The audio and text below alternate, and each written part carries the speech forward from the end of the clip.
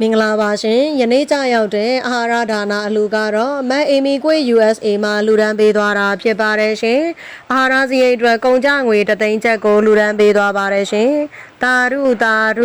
ပါရှင်ယခုလိုမျိုးအပေခံဒုက္ခိတတရိษံလေးများအပေါ်မှာကြီးစွာသောစေတနာထားပြီးလူဒန်းပေးတဲ့အတွက်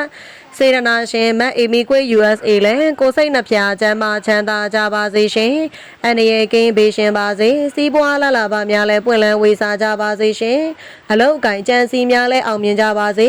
မရှိစကားမကြားရပါစေနဲ့အလူရေဆက်လက်နဲ့မကွာအမြဲမပြတ်လှူနိုင်တန်းနိုင်သောပုဂ္ဂိုလ်ထူးများလည်းဖြစ်ကြပါစေရှင်ရရှိပြီးသောစည်းစိမ်ယရနာဥစ္စာအပေါင်းတို့သည်လည်းတည်တံ့၍ပြန့်ပွားတိုးတက်ပါစေသူတော်ကောင်းများလည်းဆောင်ရှောက်ကြပါစေရှင်ယရနာရွှေငွေဥစ္စာပစ္စည်းများလည်းဝင်လာမစဲတသေးသေးဖြစ်ကြ၍အိမ်အပြည့်ငွေရှမ်းပြီးကောင်းမှုကုသိုလ်များကိုလည်းဆင့်ကဲပြုလုပ်နိုင်ကြပါစေကောင်းသောဂုဏ်သတင်းများနဲ့အမွေပြန်ကြော်သောပါစေရှင်အခုဆိုရင်တော့ channel ကဂိလာနာတရွဆွဲကြောင်ကလေးခွေးကလေးများရဲ့ထမင်းစားချိန်ပဲဖြစ်ပါတယ်ရှင်လူရမ်းမှုအတွက်ကျေးဇူးအထူးတင်ရှိပါတယ်ရှင်ကျမတို့ကြေရလေးမှာခွေးကောင်ရေ800အကြောင်ကောင်ရေ